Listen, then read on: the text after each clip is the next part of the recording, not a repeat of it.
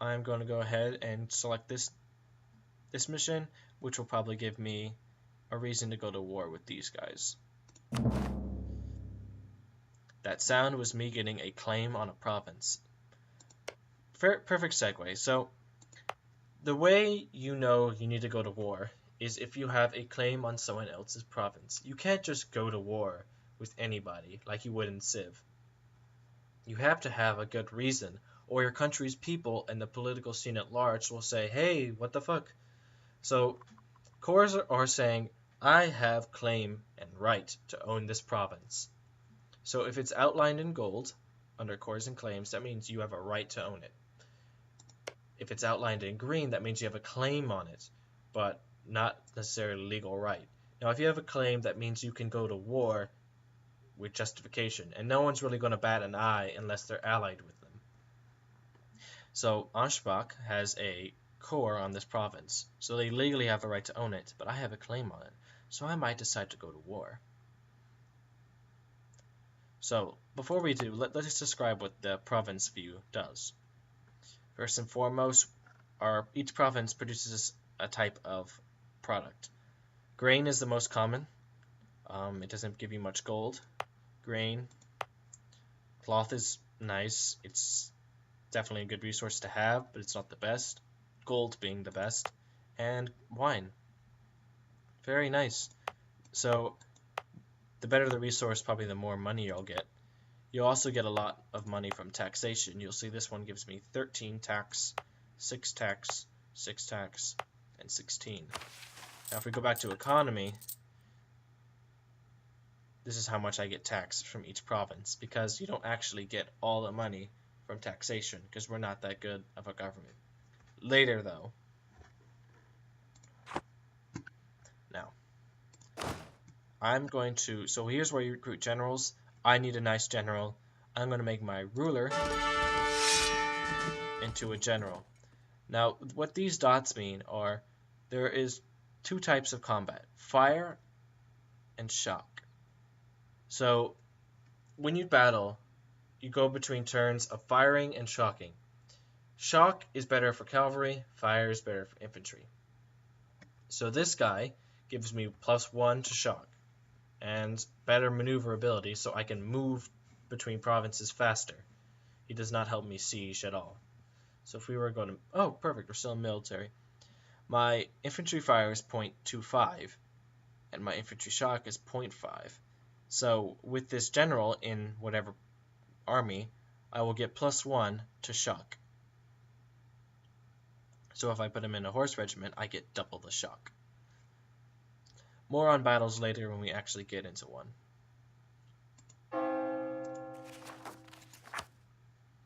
Alright, and what else do I have to do? I have some free advisors, but I'm not going to get another advisor. Free general, but I don't want to spend the points. It costs military power, mind you, and it's not worth it at this point. And these are all the countries that have no heir.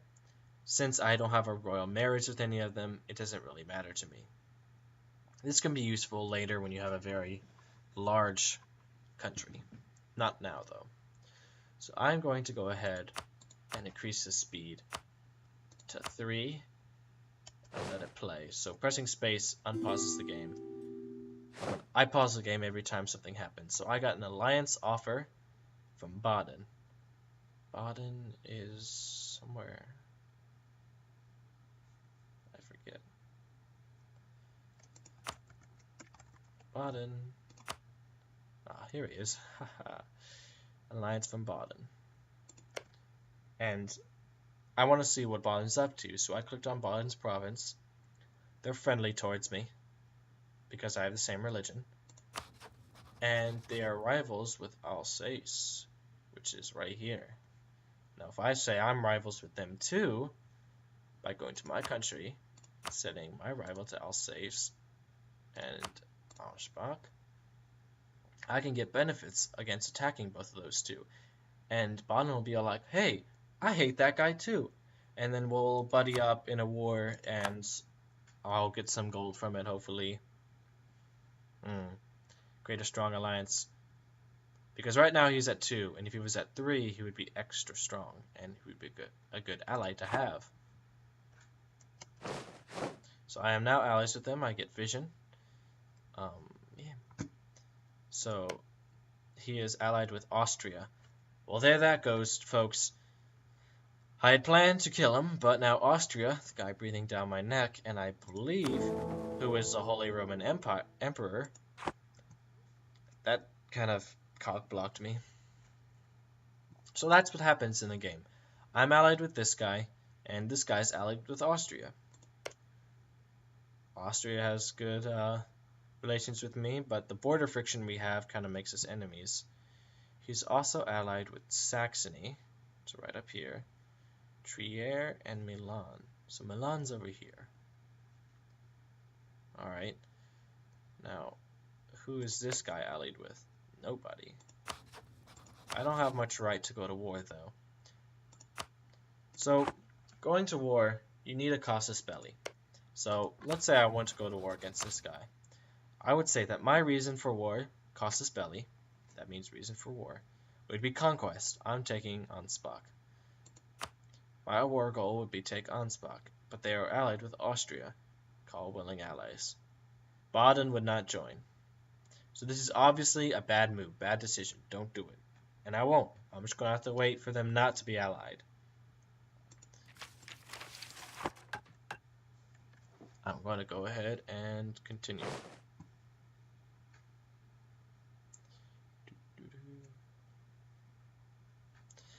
Increase the speed. So you just saw money fly up. I gained some currency. Mainz wants to be friends. Where is Mainz? Mainz. Ah. Aren't they an elector? Okay, so we are all part of the Holy Roman Empire. This big chunk. This is the Holy Roman Empire at a glance. These are all the countries that are in it. If I click one, I'll go to them. These are the electors. Basically, an elector says, I want this guy to be emperor. Right now, everybody here says Austria should be the emperor, except Mainz, who just gave me an offer. If I could be friends with them, they would say, hey, Bavaria's my guy. He should be emperor. That's what I'm looking for. So I will say yes to that offer.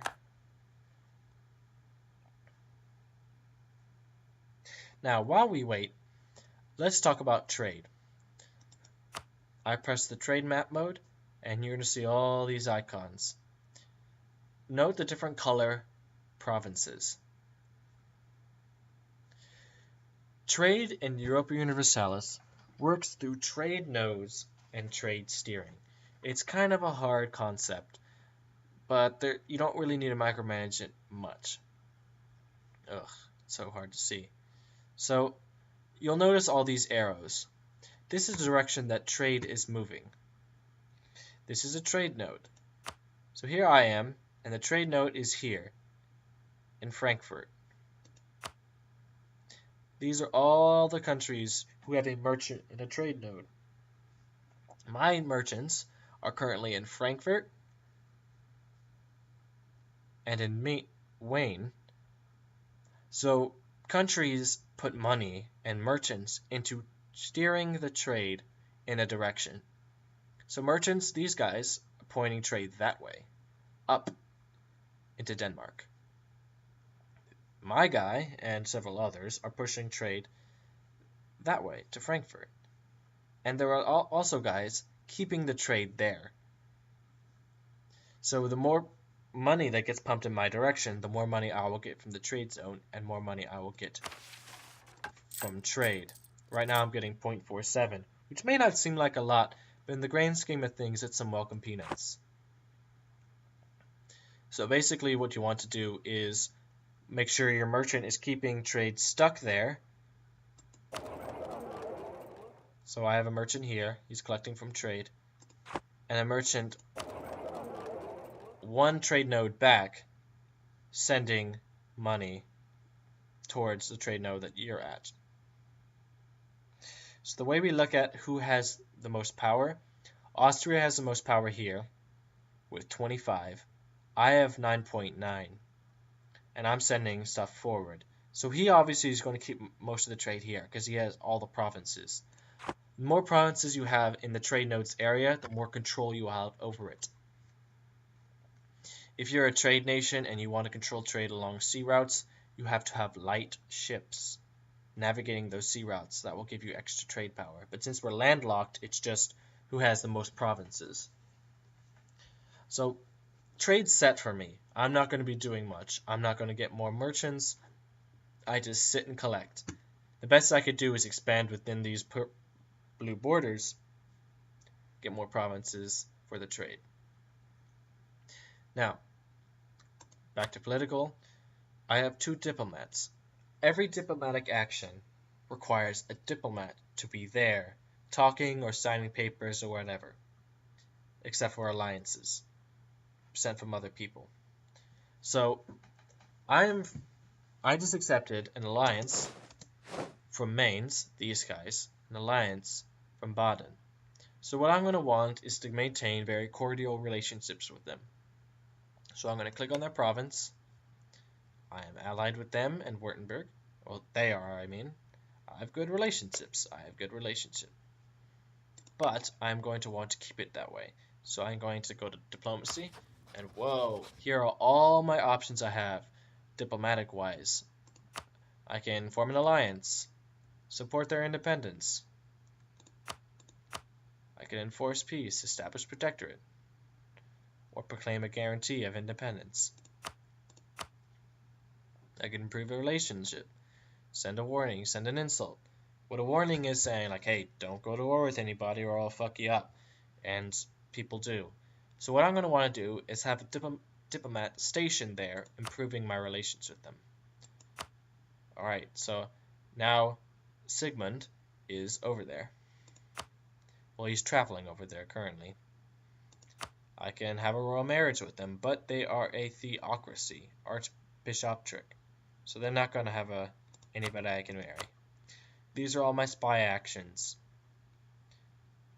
A lot of them are locked unless you have dedicated much of your time to spying, which people don't often do. I can embargo them, weakening their hold on trade. I can send money, send a loan. A lot of this stuff is for players because computers don't want loans. I can get access to their provinces if I need to go through them to declare war. And those are all of them. We'll most likely use all the important ones throughout this game.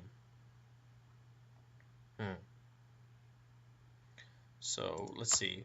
Baden is a king, so I'm going to want to have a royal marriage with them. This will improve my legitimacy and increase my chance of having an heir, and will further bring my nation and their nation together. They have accepted my royal marriage. Woo. Great. Now, let's see. He is allied with Ansbach and Bavaria. How nice. The guy I allied is allied with somebody I don't like.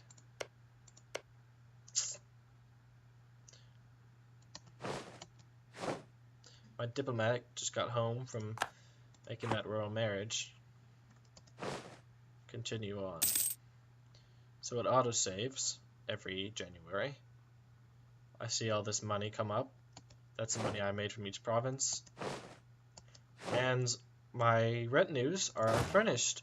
I just selected them all, and I'm going to make them all move to this province because I want them all together.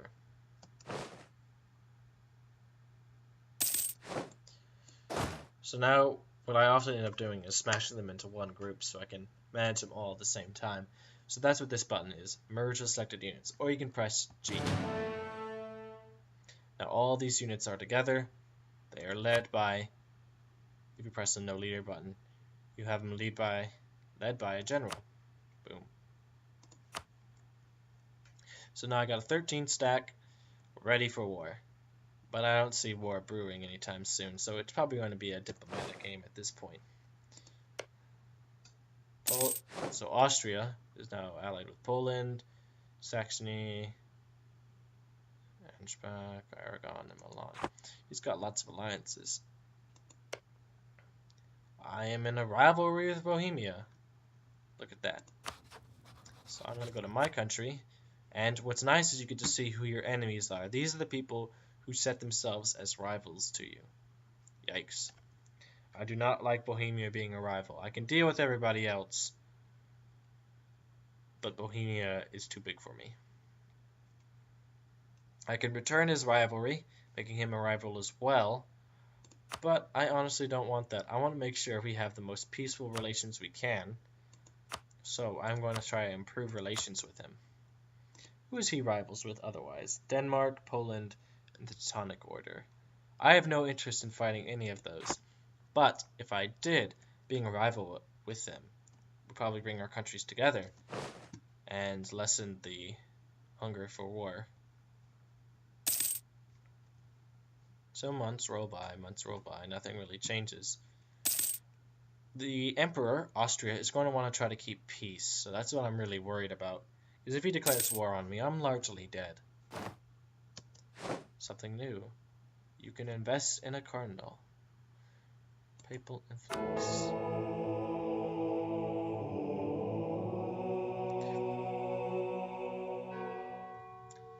So, these are all the cardinals within the papacy. This is the Holy See. Currently, the Pope is from Aragon. And because the Pope is from Aragon, the Aragonese government can kind of push and pull him and call crusades. So let's see. These are the future cardinals. I can invest in them.